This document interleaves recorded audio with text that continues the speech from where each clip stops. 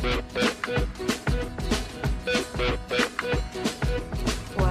I met you, I didn't know what to do.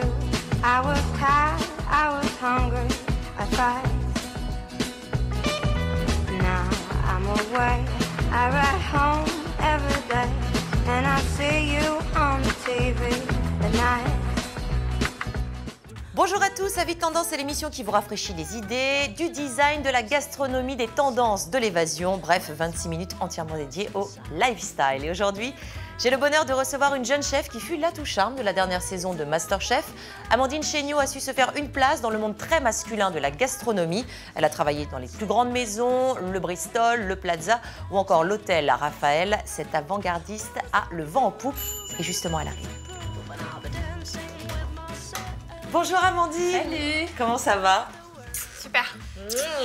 Bon, vous avez trouvé facilement? Ouais, impeccable. Impeccable. Alors je vous laisse poser votre petit sac ici. Je vous sers un truc à boire? Avec plaisir, un bon verre d'eau bien fraîche. Oh, ça c'est original. Allez vous installer dans le salon, j'arrive tout de suite. Merci. Vous avez un petit peu de temps quand même? Ouais. Oui? Vous allez voir, je vais vous torturer, mais ça fait pas mal. Je vais essayer de ne pas me prendre les pieds dans le tapis parce que j'ai fait un effort, je me suis un peu habillée en fille. Et alors, c'est pas ma qualité première, on va dire. Hein. Voilà. Tenez. Hop. Super, merci beaucoup. Je suis ravie de vous recevoir. Bon, vous allez me dire toute la vérité, rien que la vérité? Je le jure. Et ben voilà. Alors Amandine, ce qui est drôle quand on s'intéresse un peu à votre parcours, c'est que rien ne vous prédestinait à la cuisine. Vous avez commencé des études de pharmacie, et puis vous avez arrêté en deuxième année. Qu'est-ce qui s'est passé à ce moment-là? J'arrivais pas à me projeter. Je sentais que j'étais pas à ma place. Oui. Donc j'arrête en cours d'année. Et puis là, c'est une découverte avec un autre milieu à travers un premier job de serveuse de pizza et ensuite les grandes maisons. Souvenez-vous, votre première grande maison de renommée mondiale, c'était laquelle? La première très grande maison, c'était le Plaza Athénée. Alors le Plaza, votre premier jour au Plaza, c'était chaud. C'est vrai, c'était chaud? Ouais, c'était très chaud. Oui, parce qu'à l'époque, c'était Jean-François Piège avec Alain Ducasse. Et c'était l'excellence, c'était une énorme machine. J'arrivais dans une brigade d'une trentaine de personnes. Donc forcément, quand on met un pied, on a l'impression de se sentir tout petit. Oui. Avec des choses très impressionnantes, avec une chambre froide entièrement remplie de truffes, des boîtes de caviar de 2 kilos. Enfin, c'était gigantesque. Moi, c'était une découverte par rapport à des produits qu'on voit rarement. Et même aujourd'hui, je pense que ça reste gravé aussi pour ça. Comment vous la définissez, votre cuisine à vous? Alors ça, c'est une des questions, sincèrement, c'est difficile. C'est très difficile à répondre. En revanche, j'essaye de rester lisible et j'ai pas envie de compliquer les choses. J'ai pas envie de faire une cuisine qui soit une démonstration de technique. Voilà, il y a des produits qui reviennent assez régulièrement. Oui, lesquels? Comme les petits pois, les fèves, ces produits de printemps. Oui. Les herbes aromatiques aussi qui jouent un grand rôle dans ma cuisine. Et ensuite des produits plus ou moins nobles, puisqu'on peut très bien avoir une langoustine à côté d'un petit merlan ou d'un maquereau, ou voire même d'un chinchard. Enfin, c'est des produits comme ça qui sont... on n'est pas obligé d'aller toujours vers du foie gras, de la truffe et du foie gras. Bien sûr. Ouais. Vous venez de quitter les cuisines de l'hôtel Raphaël. Quelle expérience, qu'est-ce que vous en gardez? Ça fait quoi? Vous avez fait quoi, 1 an, 2 ans? J'ai fait 2 ans à l'hôtel Raphaël. C'était une très belle maison. Avec vraiment les traditions françaises qui me tenaient à cœur, puisque c'est aussi, ça fait partie de mon univers. C'est vraiment ancré dans ces recettes un peu traditionnelles comme les vol-au-vent, les quenelles, les Saint-Honoré, les Paris-Brest, des choses comme ça qui sont vraiment emblématiques du terroir français. Voilà, c'était une très belle expérience avec une belle équipe. Et voilà. Vous avez eu l'occasion de beaucoup voyager? Oui, ces derniers temps, là, la dernière année, effectivement, j'ai fait pas mal de choses entre la Thaïlande, la Malaisie aussi, que je chéris particulièrement, et en Europe aussi, l'Italie, la Belgique, qui bougent très très bien. Ils font de très belles choses en Belgique. Est-ce que vous avez eu l'occasion, on parlait des voyages dans des pays lointains, de découvrir un peu nos belles régions françaises? Évidemment. Alors, vous avez un coup de cœur pour une région en particulier? Il y a beaucoup de régions que je chéris. Et là, c'est vrai qu'en ce moment, j'ai envie du soleil du sud, de la Camargue, de ces régions-là. Eh bien, malheureusement, je ne vous emmène pas en Camargue, mais je vous emmène en Bourgogne, à Dijon, le pays de la moutarde. Je vais vous faire découvrir 3 lieux pour dormir, insolites, luxe. Regardez. Dijon, le cœur de la Bourgogne, est à 1h30 de Paris seulement. La ville, célèbre pour sa moutarde, est aussi une mine de belles adresses. Ça commence sur la place d'Arcy avec un édifice classé monument historique, l'Hôtel de la Cloche. Il est l'unique établissement 5 étoiles de la ville. Il a été considéré comme étant un des palaces sur la route de Paris à Dijon, à l'époque où les véhicules mettaient plusieurs jours pour aller jusqu'à Nice, en venant de Paris. Donc c'était une étape incontournable des têtes couronnées, des gens du spectacle. C'était la reine d'Italie qui s'était arrêtée. Donc on a des photos de cette halte de la reine d'Italie. On sait qu'ensuite, à un moment donné, aussi dans les années 50, les artistes comme Bourvil, comme Jean Marais, s'étaient aussi arrêtés. L'hôtel, dans le quartier historique, domine la prestigieuse place d'Arcy, son parc et son arc qui conduit au Palais des Ducs. Chambertin, Romanet ou Musigny, ici les suites ont le nom de Grand Cru de Bourgogne, avec un hammam dans chaque salle de bain et des poutres apparentes. Les tarifs débutent à 500 € pour les suites, 160 € pour les chambres, qui seront bientôt toutes rénovées autour d'un concept artistique. On a essayé de faire une association avec le musée des Beaux-Arts de Dijon et mettre des touches d'œuvres d'art qui existent au musée de Dijon dans chaque chambre. Donc de façon à faire rentrer un petit peu le musée dans l'hôtel et être une porte vers le musée des Beaux-Arts à l'hôtel de la Cloche. Sur cette chambre-là, voilà, les deux artistes référents sont Ming et Pompon. Vous avez une esquisse de Pompon dont la réplique est dans le parc d'Arcy en face de l'hôtel. On a un portrait du peintre chinois Ming. Et luxe suprême, un resto gastronomique qui s'ouvre sur un jardin intérieur à l'écart des bruits de la ville.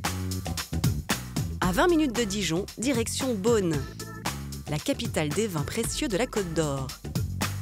Rendez-vous avec Marie et Sébastien, tous les deux ont créé depuis 2013 une maison d'hôtes originale dans une ancienne imprimerie. On a vraiment posé nos valises avec l'envie de redonner à ce lieu ces belles lettres de typographie. Donc nous avons investi déjà la partie avant de l'imprimerie que nous avons rénovée, s'offrait à nous 2 dépendances à notre appartement qui sont devenues donc aujourd'hui 2 chambres d'hôtes.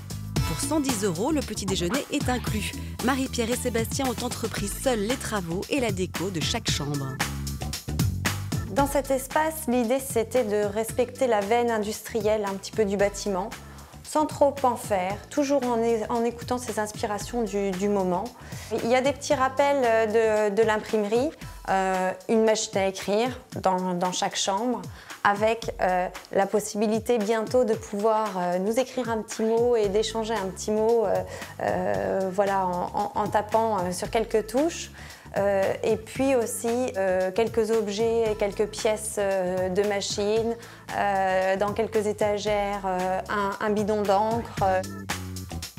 On a toujours un fil conducteur qui est donné par l'espace. Et après, c'est vraiment une histoire d'inspiration, de trouvailles. Ce sont des choses qui se font au fur et à mesure, jamais rien n'est figé.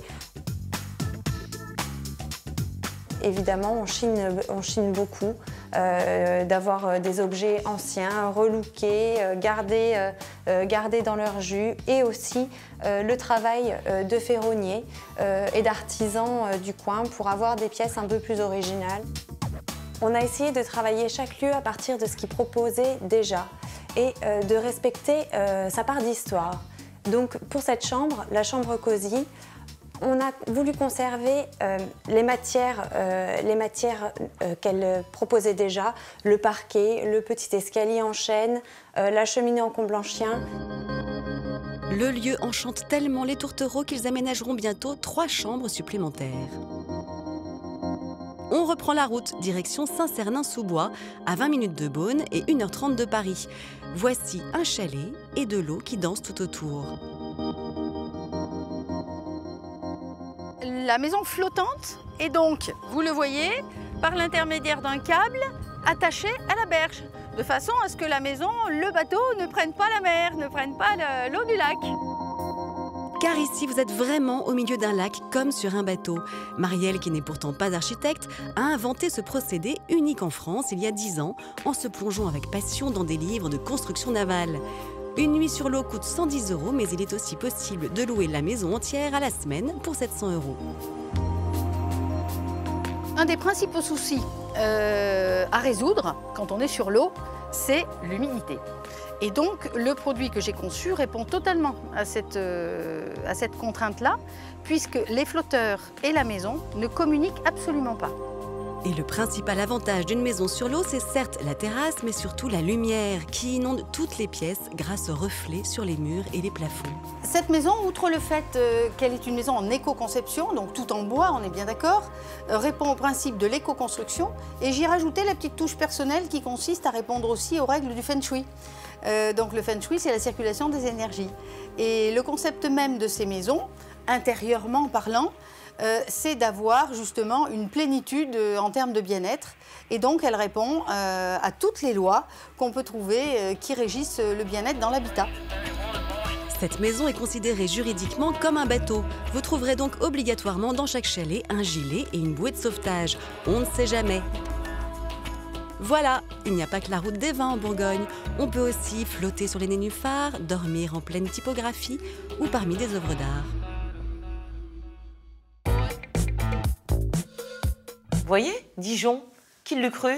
Voilà, vous pouvez aller passer un petit week-end sympathique à Dijon, plutôt que de partir en Thaïlande ou je sais pas où, voilà. Commencez par Dijon. Peut-être aller la faire un tour là-bas, oui. Alors, on va parler de cuisine, ce qui est chose étonnante, mais ce qui m'intéresse en fait, c'est la cuisine chez vous, pour vous. Est-ce que vous prenez le temps de cuisiner pour vous? Quand je suis toute seule, sincèrement, oui. non. Non. Absolument pas. Mais c'est vrai que pour des amis, pour la famille, c'est là où on prend vraiment plaisir à prendre du temps et à faire les choses avec amour. Alors, est-ce que vous vous intéressez à la mode? Oui, un petit peu, forcément. Oui, d'ailleurs, vous avez votre site internet, c'est amandinechéniaud.com, où vous mettez en scène, comme ça, de manière un petit peu glamour. Vous aimez vous avez pris conscience finalement de l'importance de l'image aussi dans votre métier? J'en étais pas du tout consciente au début. Oui. Et c'est quelque chose que j'apprends petit à petit et j'essaye de faire attention maintenant. Mais c'est pas évident. Hein. Oui. Vous êtes une serial shoppeuse? C'est par période. C'est-à-dire qu'en temps normal, j'aime pas trop être au milieu de la foule. L'ambiance des gros magasins m'oppresse un petit peu. Mais de temps en temps, je vais, comme ça, une après-midi, aller dans les petites boutiques et faire que ça de l'après-midi. Ça m'arrive. C'est bien. Plutôt solitaire. Ouais, les sacs, les chaussures aussi, non? Les chaussures, ouais, c'est terrible. C'est vraiment le truc de fille, ça. Et il y a des créateurs ou des marques auxquelles vous êtes fidèle? Je suis très volage sur les marques. C'est vrai, il n'y a pas un truc que vous dites ça? Non. Non. Vraiment, ça peut être tout et n'importe quoi. Des petites marques autant que des grandes maisons. Il y a vraiment et de mixer un petit peu tout. Ouais. Et alors, le look festival de rock en Californie, type Coachella, ça vous dit quelque chose?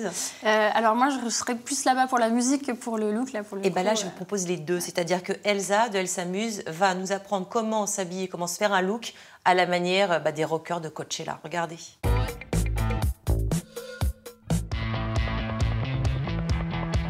Bon, c'est vrai, en France, difficile de rivaliser avec le plus hype des festivals, le festival californien Coachella.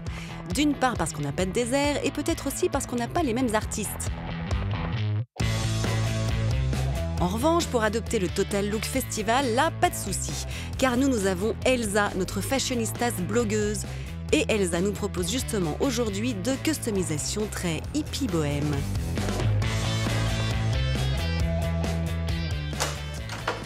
Ah, vous êtes là? Je partais en festival. Vous venez avec moi? Ah, vous pouvez pas? Bon, c'est pas grave, restez quand même un peu. Je vais vous montrer comment réaliser ce joli headband de fleurs. Mais aussi ce joli boucle d'oreille bohème. Ça vous dit? Bon, venez avec moi. Débutons sans plus attendre par ce superbe headband floral, votre accessoire indispensable pour être au top de la tendance lors des prochains festivals. Donc pour cela, vous avez besoin de fleurs bien fraîches. Vous avez également besoin d'élastiques, mais également de fil de fer. Vous avez besoin également de masking tape. Donc moi, j'ai choisi des couleurs assez naturelles qui ne vont pas dénoter avec les tiges des fleurs. D'une paire de ciseaux, d'une pince coupante et d'une pince plate. Donc on commence par mesurer le tour de sa tête pour avoir la bonne taille de fil de fer. Donc on mesure d'une oreille là derrière à l'autre ici derrière. Armé de votre pince coupante, coupez d'un coup sec votre fil de fer. À l'aide de la pince plate, On vient faire une boucle à l'extrémité du fil de fer. Voire même aux 2 extrémités. Et c'est reparti pour la nouvelle unité de mesure façon Elsa. Donc on mesure d'une oreille à une autre, mais ce coup-ci par derrière et à l'aide de notre élastique. Et maintenant, on le coupe. Voilà donc à quoi servaient ces mystérieuses boucles à fixer notre élastique. Alors on se fait un premier nœud, puis un deuxième. Hop, bah là on vient de terminer la structure de notre headband. Après avoir endossé notre habit de bricoleur, puis notre blouse de mathématicien, mettons désormais notre tablier de fleuriste. Vous coupez vos fleurs à environ 3 cm sur la tige. C'est ici que tout se joue, ou presque. Pour un headband réussi, ouvrez l'œil et sélectionnez vos plus belles fleurs. Et là, avec un morceau de masking tape, vous venez fixer vos fleurs sur le fil de fer. Donc on enroule le masking tape tout autour de la tige et du fil de fer, comme ceci. Donc chaque fleur, vous la mettez vers l'arrière, comme ça elle vient cacher le masking tape de celle d'avant. Donc lorsque vous avez comme moi des fleurs de tailles différentes, je vous conseille de commencer par les petites, vers l'arrière ici. Et quand vous arrivez au centre, c'est là que vous mettez vos plus belles fleurs, les plus grosses fleurs, les plus jolies. Tadam! On a terminé. Alors vous avez vu en un rien de temps, vous pouvez vous faire un magnifique headband coloré de fleurs fraîches que toutes les autres vont vous envier. Ça, il y a des chances. Ça risque même de virer à l'hystérie générale quand elles apercevront notre prochaine création. Ces boucles d'oreilles. Vous avez besoin de 2 pompons. Vous avez besoin d'anneaux, de fermoirs pour oreilles, de tiges, de perles assorties aux pompons, de chaînettes. Et au vu des différents éléments nanométriques qui composent ce bijou, il va falloir maintenant se glisser dans la peau d'un chirurgien. Ah, on en aura fait des petits boulots aujourd'hui. Première étape, on met la perle sur la tige. Ensuite, on coupe la tige à environ 1 cm. On enroule la tige afin de créer une petite boucle, comme ceci. Placez-y votre fermoir. Refermez votre boucle. Coupez ensuite un bout de chaîne de la longueur que vous souhaitez. Maintenant, on met un anneau à chaque extrémité de la chaînette. On accroche un anneau au fermoir. Que l'on referme. Même opération sur notre deuxième anneau, sauf que là, on lui met un pompon. Tada! Moi, les pompons, je les préfère beaucoup plus courts. Et voilà, on finit nos belles boucles d'oreilles version bohème. Et maintenant, plus une minute à perdre, je partage direct. Bah oui, avant que ça fane quoi. Vous non plus, plus une minute à perdre. Faites comme Elsa, partagez vite vos créations sur vos réseaux sociaux préférés. Allez, à la prochaine pour de nouvelles aventures très do it yourself.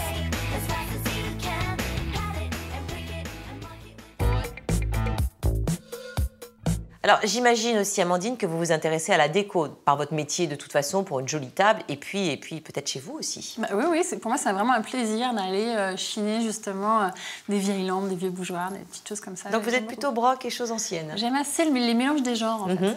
Pas de collection?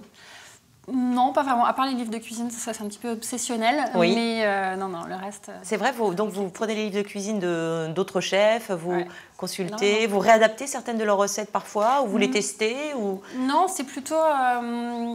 je sais pas, ça me rassure. Il y a un côté très rassurant à avoir autour de moi, ces ouvrages. Et puis, parfois, ça peut nourrir une réflexion. Quand on est sur un changement de carte, par exemple, le fait de feuilleter comme ça des ouvrages, de se dire, ah tiens, tel produit, c'est vrai que j'ai pas pensé, ça peut être sympa d'associer avec telle chose. Donc, Alors non seulement, Amandine, vous êtes un grand chef, mais vous êtes également une femme engagée, puisque vous êtes marraine d'une association. Vous pouvez m'en dire quelques mots? Oui, Vision du Monde. C'est une association qui œuvre tout à travers le monde, qui est assez méconnue en France, alors qu'elle existe depuis plus de 50 ans dans d'autres pays.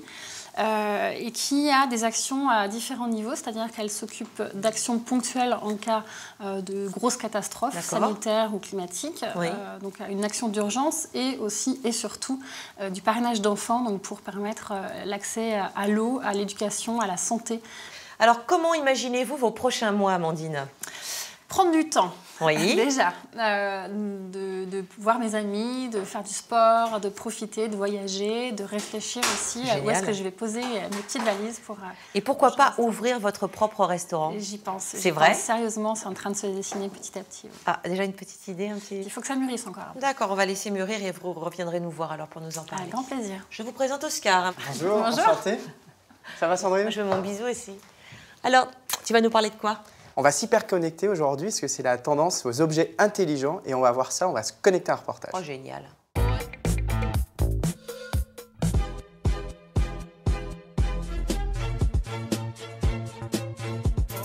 Bon alors, si vous avez l'ambition de vous faire greffer un smartphone au bout des doigts, et bien ça tombe bien, cette chronique est pour vous.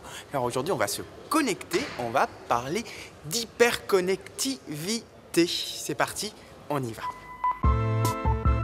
Direction les nouveaux ateliers, une boutique idéale pour les geeks. Oscar a rendez-vous avec Amaury, le responsable du magasin. Quand je viens de jeter un œil, ça donne envie ces beaux tissus. On n'est pas dans un endroit classique ici. Ah non, absolument pas, monsieur. Nous, chez les nouveaux ateliers, on va vous proposer donc, des chemises sur mesure et des costumes sur mesure, mais en alliant tradition et modernité. On va être sur des prises de mesure, par exemple, avec une cabine 3D, donc une nouvelle technologie. Et ainsi, on va pouvoir justement vous créer chemises, costumes, vestes, pantalons, avec le choix de finition que vous choisirez. Du choix du tissu à la couleur jusqu'à la forme du col, un véritable costume réalisé sur mesure en 3 dimensions. En tout cas, ça donne envie de faire un costume. Par contre, j'ai un problème, c'est que je connais pas mes tailles. Alors ça, encore une fois, on est là aussi pour ça. Alors, venez Oscar, je vous en prie. Allez, rentrez dans la cabine. Alors, on se retrouve où, là? Donc ça, c'est vraiment le clou du spectacle chez nos ateliers. C'est-à-dire qu'à la place du maître ruban qu'on connaît chez le maître tailleur, où on a besoin de 45 minutes pour prendre une vingtaine de mesures, chez nous, en moins d'une seconde, on va prendre 200 mesures de votre corps et vous reproduire complètement en 3 dimensions. A tout de suite.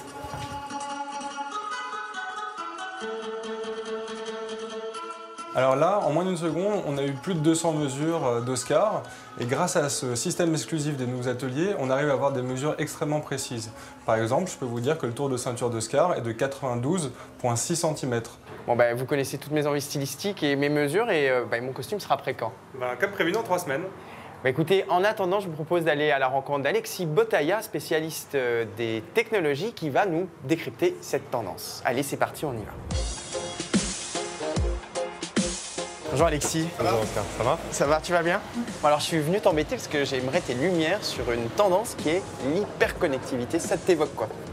Alors hyperconnectivité aujourd'hui, c'est quasiment une pathologie. Mais après, il y a des tas de comportements qui poussent à l'hyperconnectivité. Le Wi-Fi est partout, les notifications sont sur tous nos téléphones, il y a de plus en plus de smartphones. Est-ce que tu pourrais nous donner des informations sur des produits hyperconnectés? Oui, alors il y en a énormément. Tous ces bracelets qui permettent de mesurer ses performances sportives, qui rentrent dans la tendance du Quantify Self. Il y en a qui vont beaucoup plus loin. On peut évidemment aujourd'hui mesurer sa qualité de sommeil. Donc ce qu'on va faire, la première chose au matin au réveil, ça va être de regarder son téléphone pour savoir si on a bien dormi. Je ne sais pas si vous avez vu le film Her de Spike Jonze, le dernier. Les gens sont constamment connectés à leur système d'intelligence artificielle. Ça se passe dans un futur proche. C'est un scénario possible d'anticipation. Merci beaucoup Alexis. Vous l'avez compris, vous l'avez vu, on vit dans un monde hyper connecté, je dirais même ultra méga connecté. Et je crois qu'il y a un temps pour tout. Et moi, je vais faire une petite pause.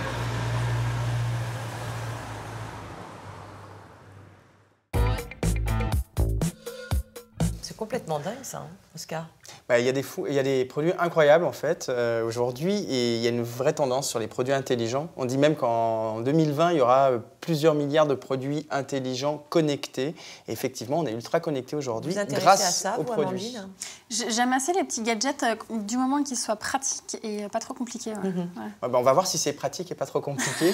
Alors montrez-nous, qu'est-ce que vous nous avez amené? Alors j'ai un bracelet, donc ça c'est une marque qui fait ça, qui permet en fait, qui me suit au quotidien. Donc je me connecte à mon téléphone et je vois que j'ai dormi 7h45. On me dit que j'ai dormi un sommeil profond de 4h26, un sommeil léger de 3h19, que je me suis endormi 11 minutes après mettre au lit et que j'ai fait 16 647 pas pour venir jusqu'à vous. C'est super. Alors c'est bien et c'est un côté un peu angoissant. Tout est comme ça, hein, mais c'est bon. Mais ça vous permet de savoir si vous avez bien dormi, de vérifier ce que vous mangez, les calories, le nombre de pas. Vous pouvez c'est un faire flic en fait, quoi. C'est un truc policier. Qui vous aide à améliorer votre quotidien. Donc ça, c'est le premier produit intelligent que je voulais vous présenter. Et alors, autre produit, alors ça j'adore, c'est Matrix. C'est une paire de lunettes à réalité augmentée. Donc comment ça marche? Alors vous voyez là le principe, je me connecte, en fait je vois mon écran d'ordinateur, je vois mon petit écran tactile. Et là par exemple je clique, je peux me connecter sur Facebook, je peux regarder des vidéos, je peux regarder des films, je peux lire... Et puis ça vous va bien. Ça me va bien ou pas? Donc, en fait, ça me remplace mon écran d'ordinateur. Vous avez même quand vous, par exemple, si vous devez monter un meuble, vous pouvez télécharger l'application et vous voyez les mouvements à réaliser. Vous les voyez dans... C'est quand même dingue. Non, mais c'est pour connaître qu'on est quand même dans la science-fiction là. Donc ça, c'est un produit hyper intéressant. Oui, ça coûte combien? Vous pouvez essayer, regardez, vous voyez un écran. Je suis sûre que ça va bien vous aller, Amandine aussi. Ouais, voyez, Amandine oui. Hein? La question d'esthétique là, pour le coup, c'est pas très esthétique. Il faut faire des efforts encore. Ça. Et vous voyez, par exemple, si vous cliquez avec votre doigt, vous pouvez vous balader. C'est comme une souris en fait. Ah oui, il y a tout un écran en fait. Vous avez plein d'applications, plein la tête. Voilà, exactement. Vous pouvez faire des jeux vidéo en ligne, enfin, tout ce que vous faites sur Internet. Mais c'est génial. Voilà, vous pouvez le faire dans le train, allongé sans l'écran, au travail, enfin bon, bref, c'est nomade. Eh ben, écoutez, merci beaucoup Oscar. C'est nomade et c'est technologique. Merci Amandine d'avoir accepté notre invitation. Et tenez-nous au courant sur l'évolution de votre carrière. On a hâte de venir déjeuner ou dîner chez vous. Avec plaisir. Quant à moi, je retrouve tout de suite Christine Goguet de La Parisienne qui va nous parler de ses coups de cœur de la semaine.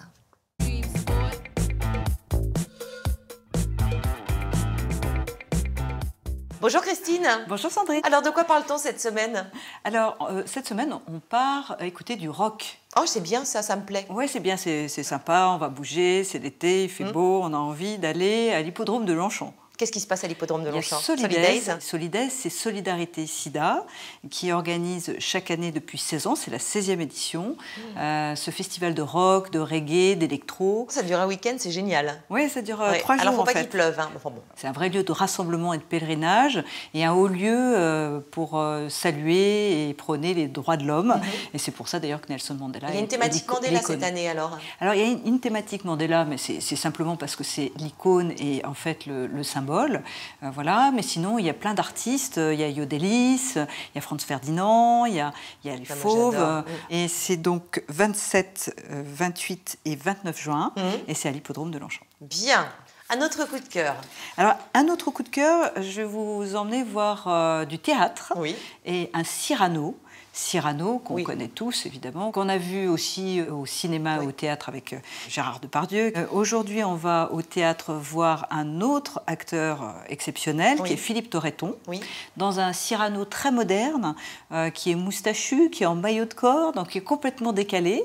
C'est au théâtre de l'Odéon et c'est un Cyrano extrêmement fragile, presque interné dans sa souffrance. Le metteur en scène, c'est Dominique Pitoiset, qui met en scène ce Cyrano blessé qui va tous vous plaire. Voilà, donc c'est jusqu'au 28 juin et c'est au théâtre de l'Odéon. Merci beaucoup Christine pour vos coups de cœur de la semaine. On se retrouve la semaine prochaine avec d'autres bonnes nouvelles. Avec plaisir Sandrine. Et nous on se quitte avec mon agenda, histoire d'être sûr, mais sûr de ne rien louper. L'art de vivre se tricote au quotidien, alors c'est parti pour une nouvelle semaine arty. On commence tout de suite avec une expo sortie du grand écran, avec ses photographies qui rendent hommage à Jacques Tati. Avec Mon oncle ou Les vacances de Monsieur Hulot, il s'impose comme un des cinéastes burlesques les plus inventifs. Une sélection de prises de vue révèle les scènes les plus marquantes de sa filmographie devenue culte, à admirer aux galeries Yellow Corner à Paris jusqu'au 14 juin. Dans la catégorie Bon Plan, voici un resto au décor campagne chic, niché dans un quartier branché de Paris, qui risque d'égayer vos papilles. Le chef Jean-François Renard a fait ses gammes dans des lieux étoilés et propose au Tintilou une cuisine gastronomique contemporaine remplie de souvenirs de voyage. Une pause lecture maintenant avec les métiers d'art de la mode. Un beau livre où vous découvrirez les brodeurs, denteliers, tisseurs d'étoffes, plisseurs ou encore plumassiers qui travaillent aux côtés des plus grands couturiers. Des photographies magnifiques illustrent cette quête de l'esthétique. C'est à découvrir aux éditions du Chêne. Et enfin, voici un événement original, les Franco-Gourmandes, le festival à ne pas louper. Parrainé par le grand chef cuisinier Yves Candeborde, cette 3e édition réunit les 2 grandes passions des Français, musique et gastronomie. Challenge culinaire, producteurs de renom, dégustation se mêlent à la scène musicale française du moment, notamment Skip the Use et Ben l'Oncle Soul. C'est les 13 et 14 juin à Tournu, en Bourgogne.